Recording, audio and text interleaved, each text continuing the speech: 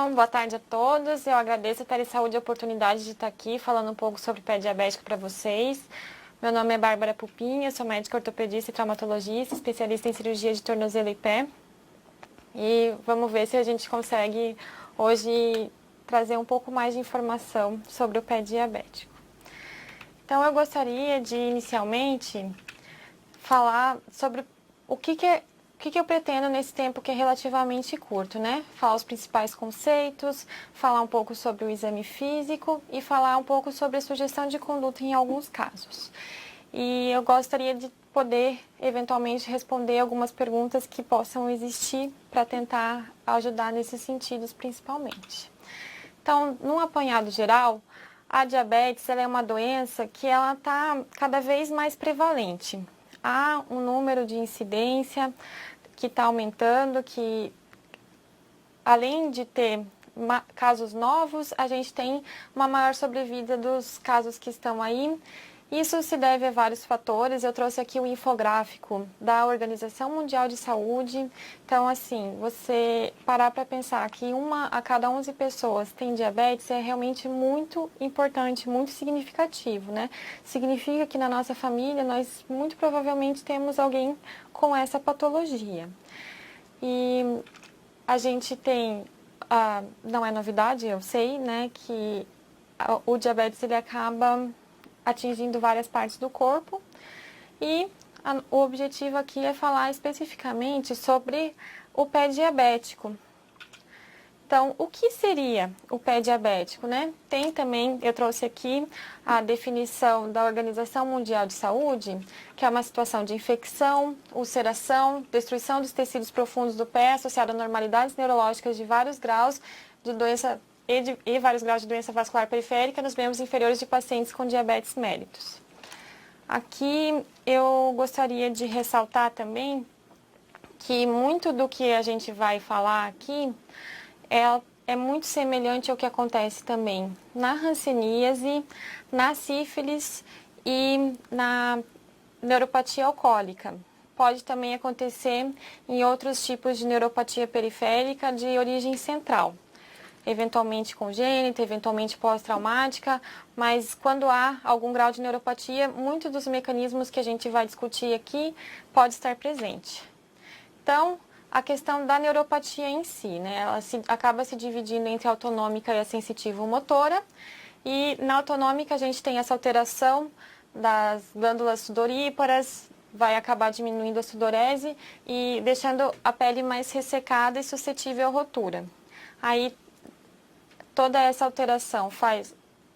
Um pouquinho até antes da gente falar então sobre isso, eu gostaria de comentar que o diabetes, ele, como vocês todos sabem, né, ele faz a alteração do nível de glicemia e daí, com essa glicemia alterada, acaba tendo deposição de metabólitos nessas estruturas, assim como acontece em outras partes do corpo, ela faz esse prejuízo da função nervosa e a parte periférica ela acaba sendo a mais atingida.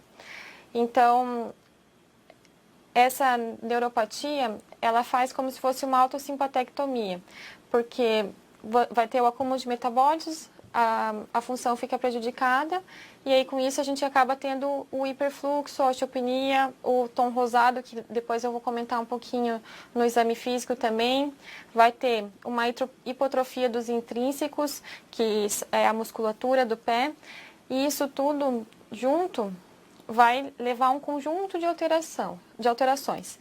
E aí, junto com toda essa alteração da autonômica, vai vir a sensitivo-motora, que daí é uma combinação destrutiva mutuamente, porque o paciente acaba tendo menos sensibilidade e acaba tendo menos mecanismos de proteção.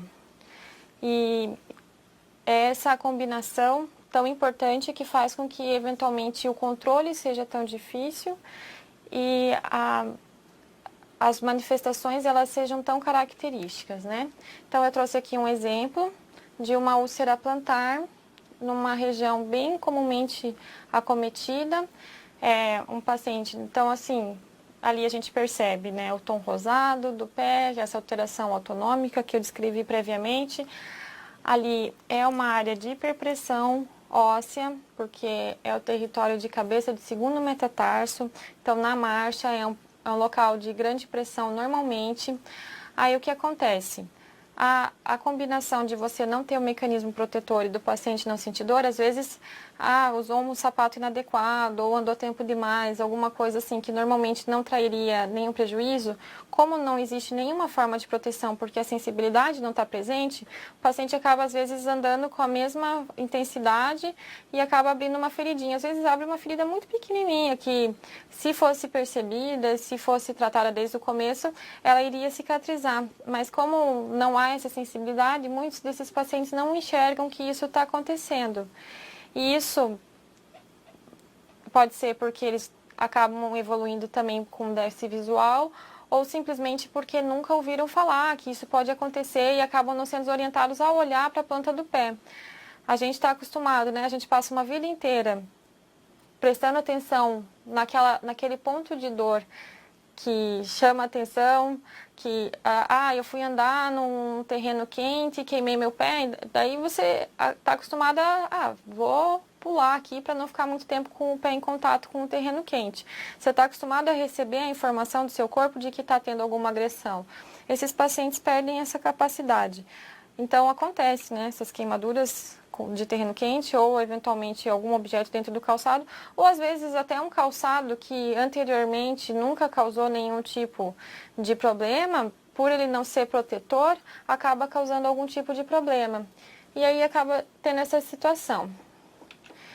Também tem a alteração vascular própria do diabetes, né? Então, esses pacientes acabam tendo, além daquelas duas modalidades de neuropatia, que já são bem importantes, a alteração vascular. Então, além de a gente ter um mecanismo que propicia a abertura dessas lesões, das úlceras, a gente acaba tendo uma dificuldade em fazer com que elas cicatrizem. E uma das características da doença vascular periférica que eu acho que vale a pena destacar é a claudicação intermitente. Então, muitas vezes a gente vai orientar os pacientes a fazerem atividades físicas, mas eles vão ter dor justamente quando eles fazem um pouco mais de esforço. Isso pode ser um sinal de hipóxia, né, causador, e aí eles não fazerem atividade física, porque daí a claudicação intermitente ela se caracteriza por ter esse alívio em repouso. Aí acaba, mais uma vez, né, o paciente ele está acostumado, o paciente e todo mundo, né, a gente acaba aprendendo a interpretar os sinais do corpo. Se ele vai fazer uma atividade física um pouco mais importante, acaba tendo dor e no repouso melhora, a tendência é que ele fique em repouso, apesar disso não ser o ideal. Então, é uma patologia toda complexa, né? Mas isso é importante em termos de investigação para fazer parte do quadro clínico, para a gente conseguir raciocinar em cima da elaboração do diagnóstico e, uma vez feito o diagnóstico, também da proposta terapêutica, né? Então, além da claudicação intermitente, tem as úlceras. Aí tem as úlceras que podem ser somente de origem vascular, não propriamente como aquela que eu mostrei anteriormente. Elas acabam tendo características diferentes, mas como é uma patologia que acomete metabolismo, elas acabam muitas vezes tendo característica um pouco mista, né? E tem essa questão da alteração vascular, ela acaba evoluindo também com necrose tecidual, que foi o exemplo que eu coloquei na figura ali. E um acometimento com a doença vascular acaba trazendo um pior prognóstico cirúrgico, porque muitos desses pacientes podem ter indicação cirúrgica como tratamento dessas úlceras ou até mesmo de forma preventiva de deformidades. Então, né, levando em consideração alguns aspectos principais, eu gostaria de trazer um pouco de informação sobre como é interessante que seja feita essa avaliação, porque a gente tendo a rede atual de saúde dentro do estudo da forma como ela é estruturada, a ideia é que na atenção básica já se fale muito sobre as patologias mais prevalentes e se saiba identificar, saiba o que a gente consegue manejar lá na atenção básica, o que a gente precisa de uma média complexidade, o que precisa da alta complexidade. E até depois eu vou colocar novamente, o nosso principal objetivo com tudo isso é prevenir, né? O que a gente mais quer é que esses pacientes não evoluam para uma úlcera.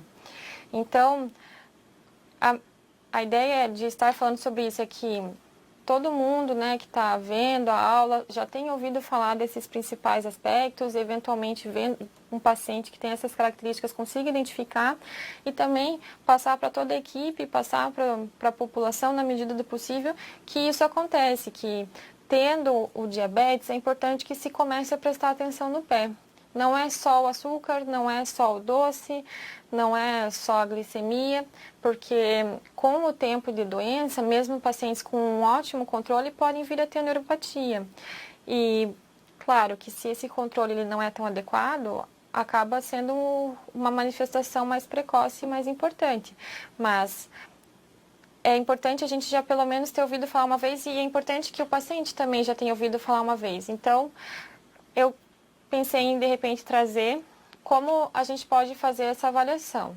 Então, uma vez recebendo o paciente, ele entrando no consultório, você já pode começar a observar o padrão de marcha dele, se ele tem alguma dificuldade, se ele está com algum tipo de claudicação, se está evitando alguma parte do pé ou não, o calçado que ele está usando, isso é muito importante. Pacientes com neuropatia devem fazer uso de calçados protetores para evitar essas ulcerações. Então, de repente, vem o paciente que já está ali com aquela pele rosada, às vezes apresenta outros sinais, né, de vasculopatia, aí vem com um chinelo bem pouco protetor, né?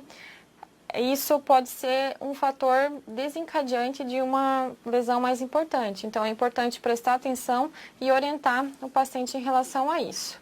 Então, a coloração, aí depois até o paciente já num exame físico olhar a calosidade, olhar se tem calosidade, se tem ferida, porque a calosidade é o que vem antes. A gente começa a ter alguma descompensação, normalmente o corpo tenta proteger, e a calosidade é uma forma de tentar proteger aquela pele que está ali. Só que se essa proteção não vier, pode evoluir para uma ulceração, para uma ferida. Então, e também ver se já tem uma ferida, porque como eu comentei, muitas vezes o paciente não vai referir essa ferida porque às vezes ele não chegou a ver que aquela ferida está ali e muitas vezes ele não sente. Então, um dos testes que dá para fazer da atenção básica e já começar a fazer nos pacientes que têm diagnósticos de diabetes é o teste com monofilamentos de Semmelweis-Stein, porque ele vai detectar uma alteração de sensibilidade mais precoce do que o tato mais grosseiro, como esse que a gente consegue fazer só com a mão. Então, ele é como se fosse um fiozinho de plástico, assim, parece um fio de nylon. Ele tem essa miligramagem específica para exercer uma pressão constante ao ser feito o exame. Isso se chegou com estudos, né, para ter esse parâmetro, que a partir daquele limite a gente já começa a definir como neuropatia. Então, o teste deve ser sempre feito perpendicular. Ali é a foto do monofilamento. Então, vai deixar ele numa posição perpendicular, força o suficiente só para encurvar o fio. Então, encostou só o suficiente para ele encurvar um pouquinho e deixar encostado na pele por no máximo 2 segundos, para a gente conseguir encaixar o teste dentro desse padrão, né? A ideia é colocar em cabeça de primeiro, segundo e quinto, metatarsos e na área plantar do hálux. Então, seriam basicamente esses pontos, não que não se possam testar outros pontos, mas, mais uma vez, é uma tentativa da gente tentar padronizar para poder levar em consideração todas as classificações que existem, né? A ideia é você falar para o paciente que você tem horas que vai encostar e tem horas que não vai encostar, e que ele deve dizer se sentiu ou não, porque se você... E também é interessante a gente sempre mostrar na mão o que a gente espera que ele sinta, porque normalmente nas mãos eles sentem. Daí você mostra para ele que é só um plastiquinho, que não vai machucar, encosta na mão, ó, sentiu? É isso. Ah, senti. Então tá, isso que eu quero saber se vai sentir no pé. E daí faz os testes com algumas simulações, não encostando, porque tem muitos pacientes que eles acabam aparentemente tendo algum tipo de medo de perceber que não tem uma alteração de sensibilidade. Então, eu já peguei alguns que eu vou perguntando, não encosta, ou encosta e sempre sentem, né? Então, a gente tem que tentar aumentar o grau de confiabilidade do nosso teste. E a estratégia, inclusive proposta, né, pela descrição do teste em si, é que seja feita dessa forma. Então, 3 vezes, você leva em consideração as 2 respostas mais constantes ali de cada ponto, e daí define se tem ou não neuropatia presente. E o outro teste seria com o diapasão de 128 Hz, que faz a avaliação dessa sensibilidade vibratória.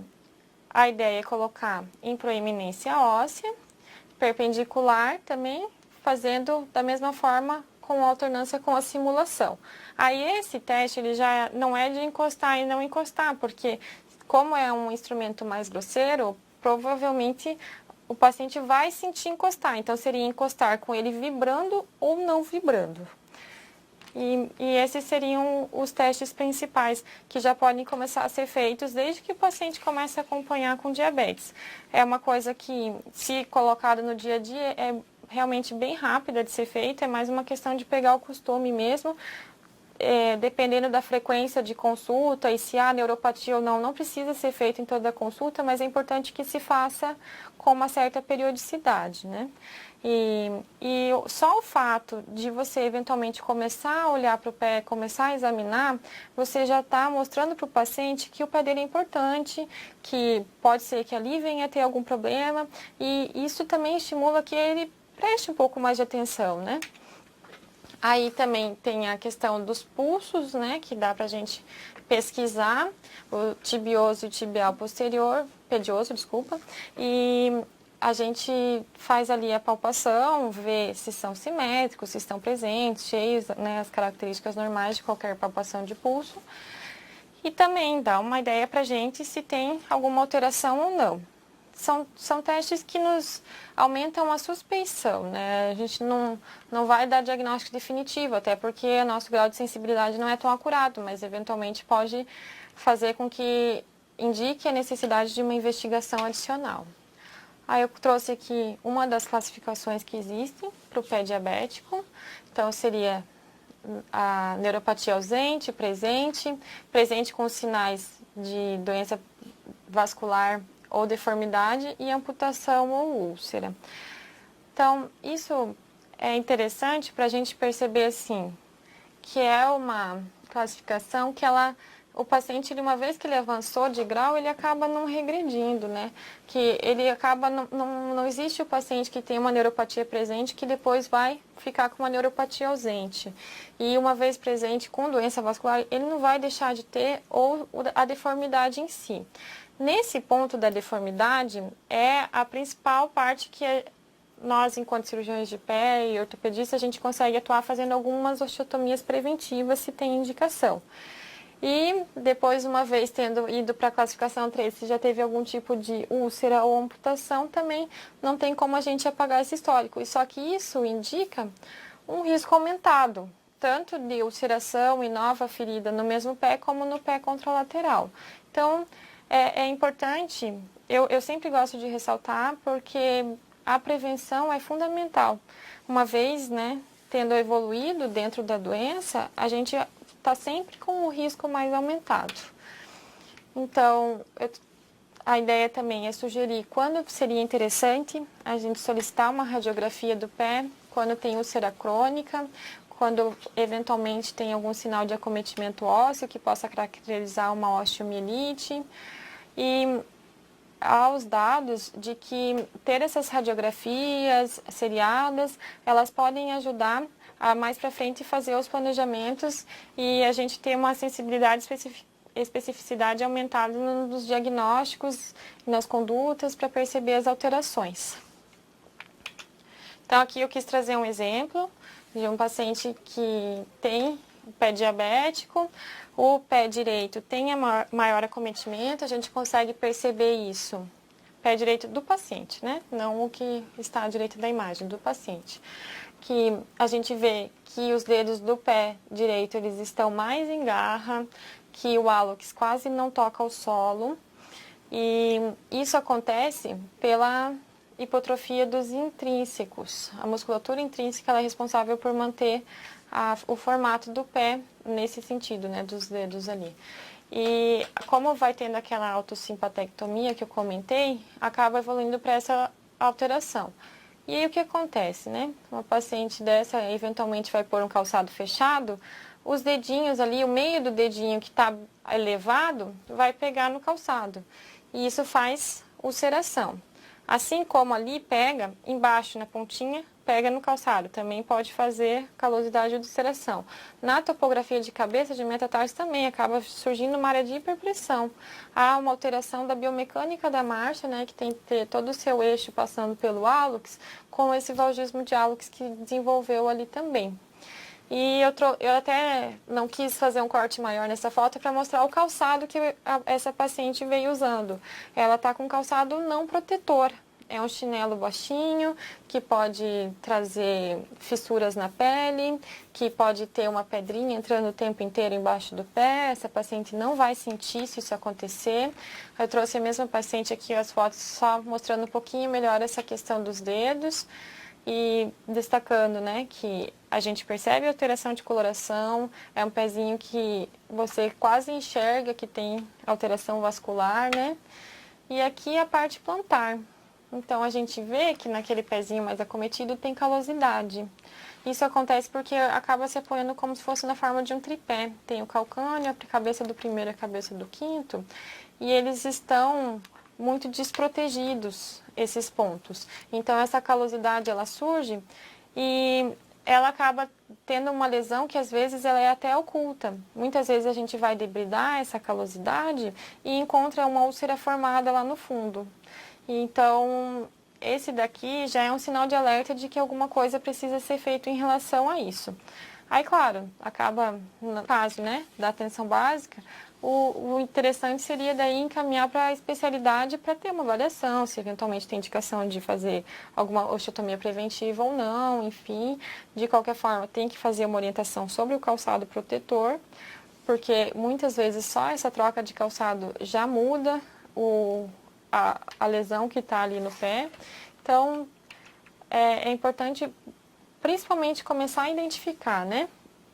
Se eventualmente aparecer um paciente que já tem a úlcera, aí a gente precisa, né, sempre ter cuidado em ver a localização, a extensão, tentar fazer a mensuração de forma objetiva para o acompanhamento.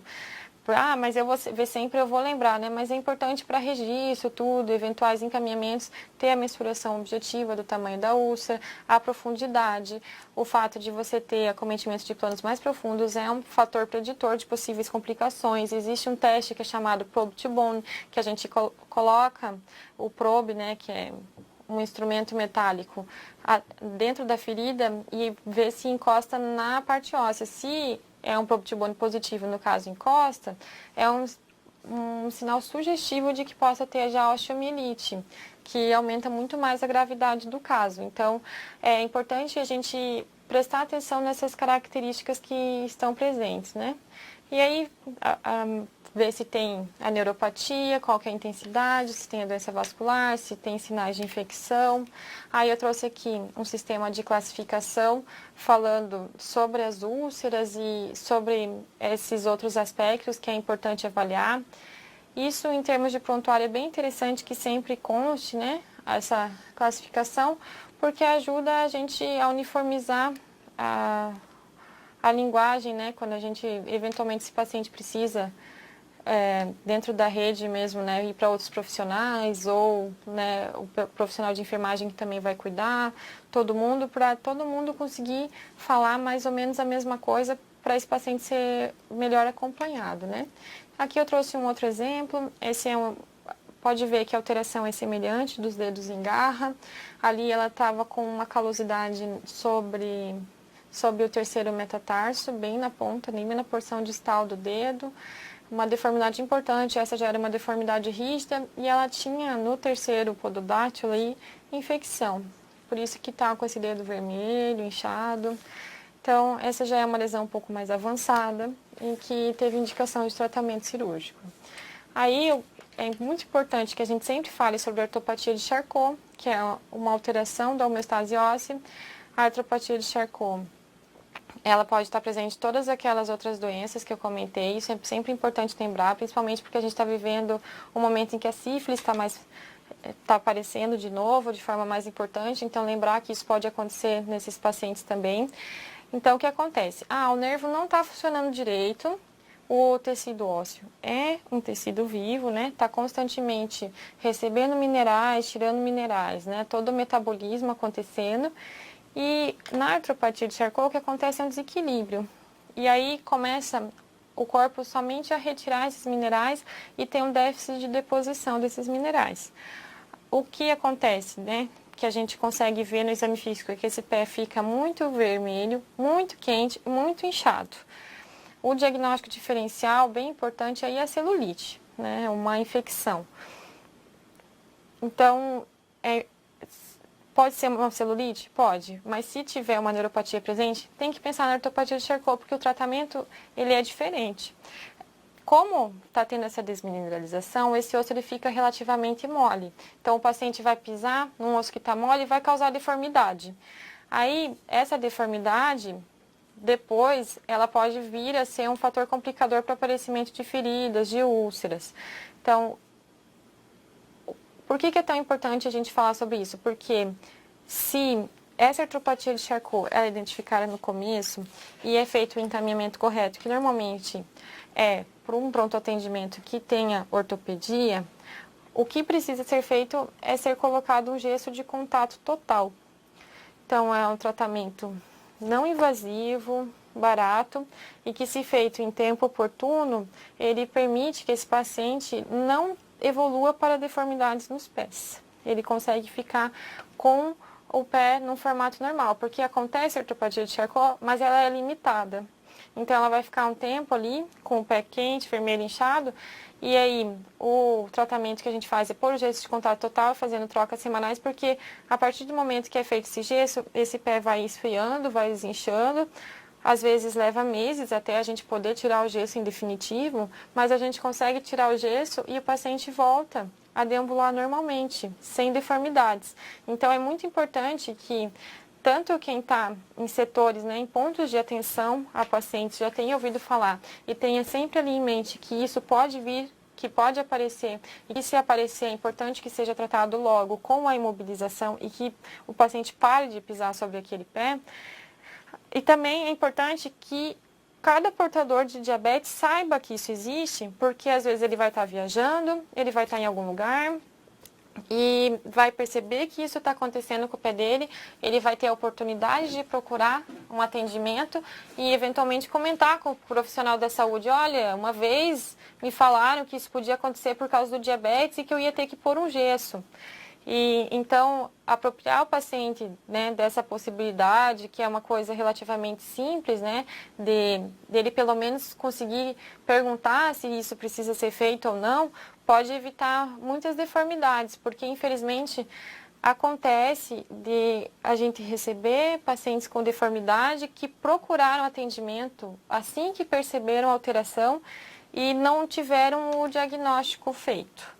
Então, é importante que a gente sempre tenha aquilo ali na cabeça que, pode ser, né?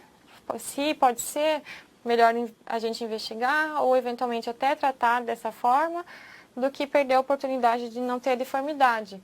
Porque esse é um pé com Charcot, né? Bem vermelho, bem quente, bem inchado. E aí, o que acontece, ó? Alteração óssea é bem importante. Pode acontecer em várias áreas do pé, mas o mais comum é de médio pé. Quando acontece aquilo que a gente vê ali na radiografia, a gente vê que a parte do médio pé embaixo, ela fica muito próxima da área de carga. Então, muitas vezes ali vira ponto de ulceração. E muitas vezes, depois disso, né, depois que tudo isso aconteceu, é preciso fazer uma cirurgia muito grande para pensar em corrigir isso. Mas aí a gente já entra em toda uma outra complicação, porque a gente não consegue restabelecer exatamente como tinha antes, muitas vezes. E também esse paciente ele já tem um risco cirúrgico importante, porque ele já tem uma doença vascular. Então, o risco cirúrgico, né, ele é importante. Então, colocando na balança, né, se a gente conseguir colocar só o gesso, é muita vantagem, né? Muito, muito melhor do que a gente ter depois uma sequela como essa, né? E falando um pouquinho também do calçado especial, Então, o paciente que tem essa neuropatia, é importante que use um sapato que seja de um tamanho adequado. A nossa sociedade tem aí muitos calçados que eles têm uma câmara anterior muito estreita. É interessante que a câmara anterior desses calçados ela seja mais larga para que o pé caiba certinho ali dentro, sem causar nenhum tipo de atrito, nenhum tipo de pressão, porque às vezes só o uso normal de um calçado que não é adequado já faz abrir a ferida e daí muitas vezes a gente entra em toda aquela cascata de eventos. O ideal, né, é que ele tenha um solado firme, rígido, que não seja, que ele não fique se alterando toda a oscilação de terreno, né? Que não tenha costuras que possam causar machucados por dentro. O ideal é orientar que sempre use meias brancas, para que caso tenha algum sangramento ele seja visto, que o paciente lave os pés todos os dias, que tenha cuidado em enxugar no meio dos dedos. Também existe a possibilidade de fazer uso das sandálias. Esses dois calçados que eu coloquei aqui são calçados próprios para pé diabético, mas principalmente das sandálias, a gente vê várias papetes que tem comerciais, assim, que não são voltadas especialmente para pacientes com pé neuropático, que atendem as características de ter esse solado rígido. Muitas têm esse velcro que permite que o calçado fique firme, mas não fique muito apertado. O ideal é que tenha essa diferença pequena ali de saltinho, que tenha um salto pequeno. Então, assim, começar a falar também para os pacientes sobre essas possibilidades de calçado, que isso muitas vezes é o fator decisivo para ele não vir a ter uma ferida ou um machucado. Aí aqui o que eu já comentei anteriormente, outras patologias que podem trazer o pé neuropático, e o que eu gostaria de deixar mensagem é que o principal em relação a tudo isso é a prevenção. A prevenção que a gente tem que fazer no sentido de contar para eles, de todas essas coisas. Então, era isso. Essas são as referências. Eu trouxe aquele infográfico da Organização Mundial de Saúde.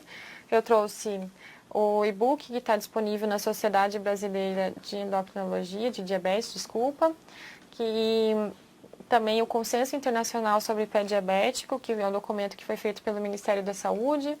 Aí trouxe aquelas figuras de um site comercial que faz a venda de calçados. Eu não tenho nenhum conflito de interesse, mas só para fazer a referência.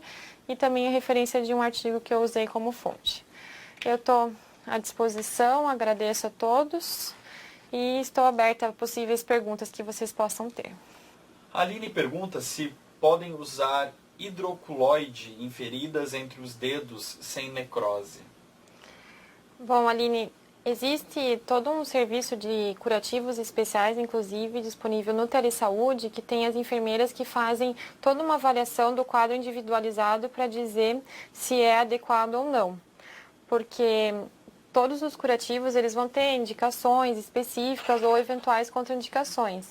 Então, de uma forma geral, fica um pouco complexo dizer objetivamente se sim ou se não, né? A recomendação é que, se não tem a ferida, que ele permaneça limpo e seco.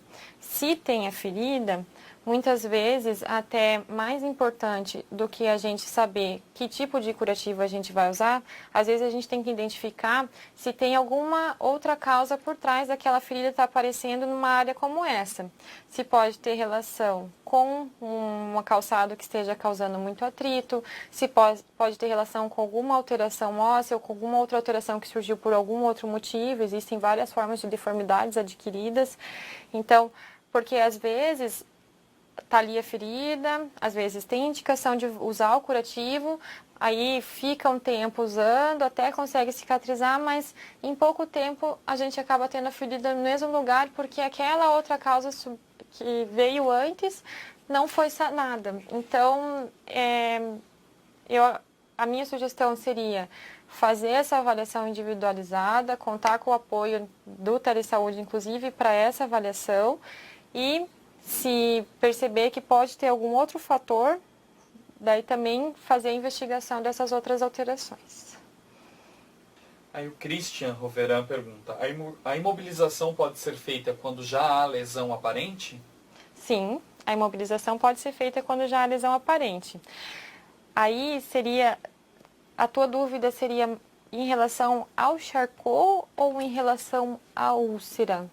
Porque eu falei bastante sobre a imobilização na vigência da artropatia de Charcot, que seria um momento em que a gente tem que imobilizar mesmo. Você consegue me dar um retorno aí sobre que aspecto seria a tua pergunta, por favor? Vou aguardar um pouquinho aqui para ele mandar.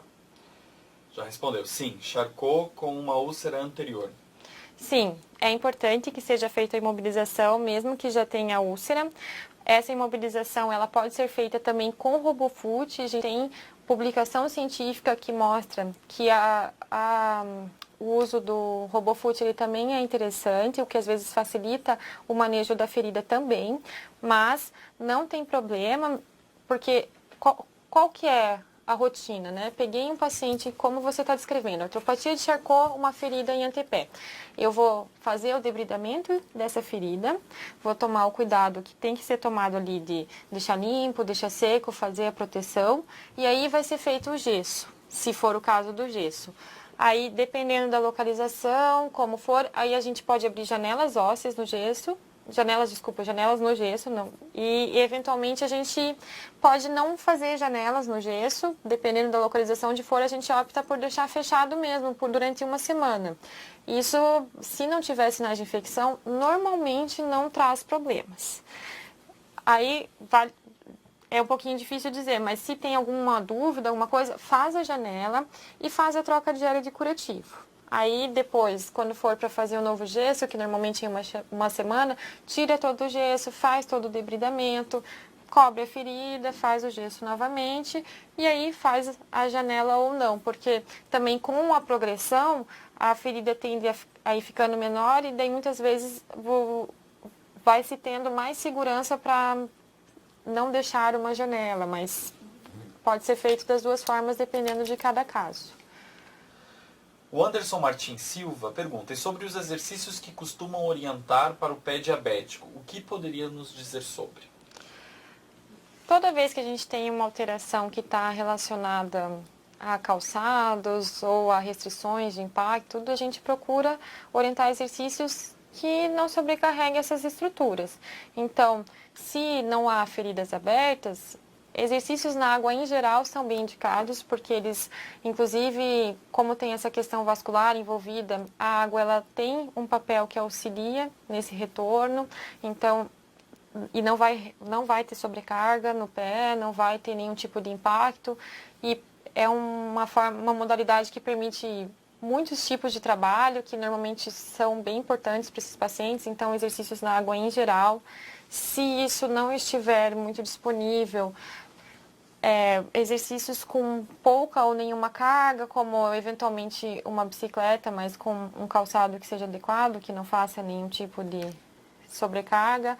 Exercícios, inclusive, de força e alongamento, como um pilates, uma musculação bem acompanhada, que seja com baixo peso, normalmente com grandes repetições, para não fazer sobrecargas. Seria mais ou menos nesse sentido, porque tem a questão aeróbica, que é importante, para toda a parte metabólica, né, todo um mecanismo, mas também tem a parte que você tem que ter fortalecimentos e alongamentos específicos, né. Eu aqui não havia comentado, mas a maioria desses pacientes, eles acabam tendo algum tipo de encurtamento de cadeia posterior. À medida que esses pacientes têm um encurtamento de cadeia posterior, eles fazem uma hiperpressão de antepé. Então, eles vão pisar, o antepé, ele bate com muita força no solo porque há um encurtamento. Então, é importante que sempre haja um trabalho global de alongamento, de fortalecimento, umas coisas que às vezes não são tão intuitivas, como é importante a gente ter toda a parte de core bem fortalecida, abdômen, lombar, porque isso altera a marcha. Você acaba tendo uma marcha melhor quando você tem todo esse fortalecimento e alongamento global. Então, sempre o recomendado é que a gente consiga trabalhar os dois, tanto a parte mais aeróbica, como a parte de fortalecimento e alongamento. Será que eu consegui te ajudar com a resposta? Christian Roveran, de novo, pergunta: nesse caso, os simuladores de caminhada das praças podem ser usados? com o calçado adequado, né? O paciente ele vai estar em pé, então só tendo cuidado de que seja um calçado mais ou menos com aquelas características que eu já tinha descrito, principalmente tênis daí, né? Pra gente também evitar traumas por contusão mesmo. Então, um calçado de solado mais rígido, protetor, e daí não teria muito problema. Pode ser usado sim. E nessas praças, normalmente, tem os outros aparelhos em que o paciente fica um pouco mais sentado também e que mexe as pernas. Existem outros aparelhos que também podem ser usados e são bem interessantes, sim. Essas academias ao ar livre, elas acabam trazendo uma gama interessante de opções. Se os pacientes seguirem o que está ali de uma forma bem moderada, assim, de ter uma certa regularidade, com certeza eles vão conseguir manter um bom grau de mobilidade e um bom grau de fortalecimento. Com certeza é uma boa opção. O Anderson Martins Silva. É que também existem setores de acompanhamento do paciente diabético que passam exercícios específicos para os pés, sem ser esses exercícios globais. Sabe dizer algo mais sobre? Existe, realmente, mas aí eu acho que o mais interessante seria ter o acompanhamento especializado mesmo, porque normalmente tem alguns outros aspectos que são levados em consideração. Eu acho que daí vale a pena ter o acompanhamento mesmo. Christian mandou aqui, ó. Alguma recomendação específica com relação aos debridamentos, principalmente naqueles casos em que se formam camadas de hiperqueratose? Sim, o debridamento ele deve ser feito com o objetivo de tirar todo aquele tecido que está desvitalizado. Normalmente há uma alteração de coloração e o objetivo principal que vai fazer com que isso aumente a capacidade de cicatrização é que a gente tem uma alteração do pH da ferida quando a gente faz isso. Então a ideia é realmente retirar todo o tecido que é desvitalizado. Aí a gente normalmente faz procurando não causar o sangramento, mas retirando todo aquele tecido desvitalizado. Eventualmente, se tiver um pouco de sangramento, normalmente isso não é problema, assim, falando de pouco sangramento, né? Foi cortar, cortou um pouquinho mais, sangrou. Normalmente isso não é problema, aquilo ali normalmente estanca rapidamente, aquilo não faz a úlcera aumentar, pelo contrário, aquilo tirar esse tecido que não é vivo, né, que ele já tem um grau de degeneração ali, ele faz com que a ferida aos pouquinhos ela vá diminuindo. O debridamento ciliado é o que tem que ser feito, né? A gente tem que ir tirando essas camadas que vão ficando na borda e a ideia é que seja feita numa periodicidade de alguns dias, né? Então, normalmente, uma forma que funciona bem, que acaba ficando muito prático para ser implementado é uma vez por semana mesmo. Normalmente você tem lá um dia, um período que se separa para fazer isso dessa forma e o paciente volta. E lembrando que além de fazer o debridamento, é importante fazer a proteção do pé, né? Nós temos mais uma pergunta. Anderson Martins Silva. E sobre o tipo de corte de unhas que deve ser realizado? Vejo orientar sempre sobre o corte reto, é isso mesmo? Isso mesmo. A ideia é a gente evitar que essa unha ela acabe ficando encravada, né? Então é importante que o corte seja feito reto e que os cantos sejam arredondados, porque senão eles ficam afiados e podem causar lesões por causa da unha em si. Então a ideia é que seja feito de uma forma reta e daí os cantinhos arredondados só para não machucar. Porque se é feito aquele corte muito redondo, profundo, no cantinho, muitas vezes a gente propicia que a unha encrave e até mesmo deixa uma área um pouco mais exposta, uma vez que a unha tem a função de proteção. Então, é isso mesmo. E esses pacientes, muitas vezes, eles têm micoses associadas, então isso também já vale a pena ser feita uma observação de se tem alguma outra alteração, né? Como eu comentei, eu trouxe ali como referência o Consenso Internacional para Diabetes, e ele preconiza, no manual inteiro, a abordagem multidisciplinar.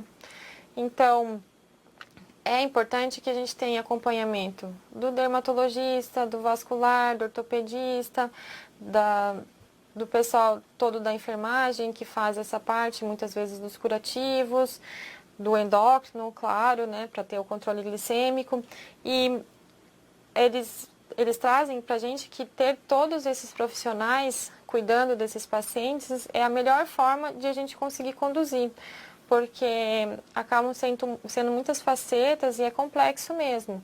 Mas, claro, né, todas essas coisas a gente tem que procurar, de certa forma, se apropriar, né? Então, já que vai orientar, né, a corte de unha, essas coisas, de repente também já prestar atenção se tem alguma dessas outras alterações, buscar tratar, né?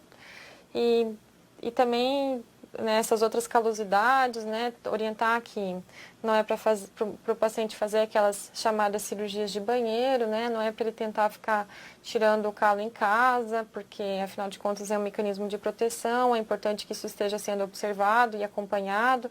Como eu comentei também, se um calo pode estar escondendo uma lesão embaixo, e o calo pode estar começando a aparecer ali, indicando que tem alguma outra coisa mais importante também acontecendo, que pode vir a ser um fator complicador maior. Então, é por aí mesmo. Desculpa, eu até me estendi um pouquinho, mas espero que eu tenha respondido.